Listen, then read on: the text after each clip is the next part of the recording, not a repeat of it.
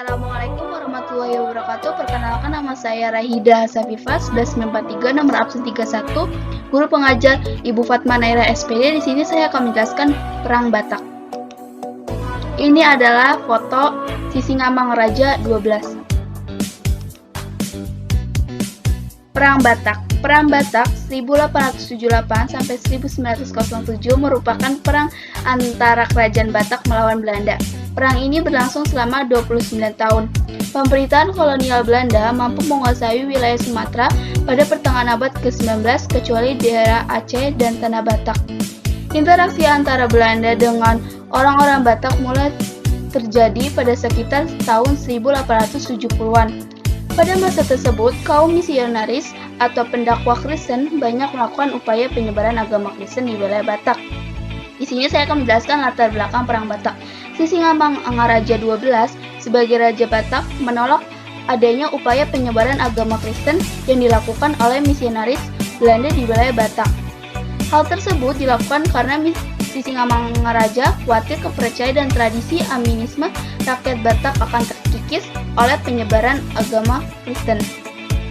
Dalam buku Perang Batak, Perang Sisingamangaraja 1972, karya Napitupulu disebutkan bahwa upaya penolakan Kristenasi di Batak dilakukan Sisingamangaraja dengan cara mengusir Zending atau organisasi penyebaran agama Kristen yang memaksa agama Kristen kepada rakyat Batak pada 1877.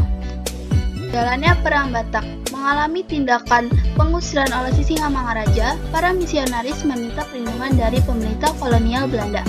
Pada 6 Februari 1878, pasukan Belanda tiba di Peraja atau pedalaman Sumatera Utara dan bergabung dengan kaum misionaris Belanda. Kedatangan tentara Belanda di wilayah Batak telah memprovokasi Sisingamangaraja sehingga ia mengumumkan perang pada 16 Februari 1878 dengan melakukan penyerangan ke pos-pos Belanda di Bahal Batu.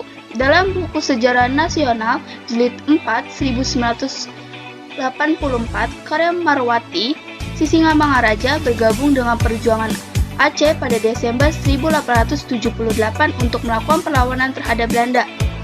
Aliansi Sisingamangaraja oleh Aceh mampu menduduki wilayah pedalaman Sumatera, namun saat masuk wilayah kota pasukan ini dapat dipukul mundur oleh Belanda.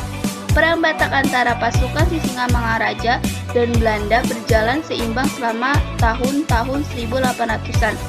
Serangan Sisingamangaraja pada Agustus 1889 mampu menduduki daerah Labu Talu dan membunuh beberapa tentara Belanda. Namun penduduk Labu Talu tidak berlangsung lama karena Belanda kembali mendatangkan bantuan dari Padang untuk merebut kembali Labu Talu dari tangan Sisingamangaraja. Perlawanan Sisingamangaraja dalam Perang Batak mulai redup semenjak wilayah Huta Paong diduduki oleh Belanda pada September 1889. Pasca pendudukan Huta Paong, Belanda terus memburu Sisingamangaraja dan pasukannya hingga terjadi pertempuran di daerah Tamba. Dalam pertempuran tersebut, pasukan Batak mengalami kekalahan dan melarikan diri menuju daerah Horion. Belanda terus melacak arah pelarian Sisingamangaraja dan pasukannya. Bahkan pihak Belanda melakukan orang-orang dari Segelan, Afrika untuk membantu pelacakan. Tahun 1907, Belanda mampu mengepung Sisingamangaraja 12 di daerah Dahiri. Namun dia tak menyerahkan diri. Sisingamangaraja beserta pasukannya bertaruh hingga titik darah penghabisan dan meninggal pada pengepungan tersebut. Selain itu, ada juga dampak Perang Batak dalam berbagai bidang di Batak seperti berikut. A. Bidang politik, seluruh daerah Tapanuli dapat dikuasai sepenuhnya oleh pemerintah kolonial Hindia Belanda. B. Bidang ekonomi, dikuasainya monopoli perdagangan di sana, terutamanya hasil perkebunan seperti tembakau. C. Bidang sosial, tersebarnya agama Kristen di Tapanuli secara meluas yang menyebabkan berubahnya keyakinan masyarakat sebelumnya. Yang terakhir, dampak dari Perang Batak. A. Menimbulkan korban jiwa, menimbulkan kerusakan pada rumah-rumah, dan terakhir adalah agama Kristen menyebar dengan luas.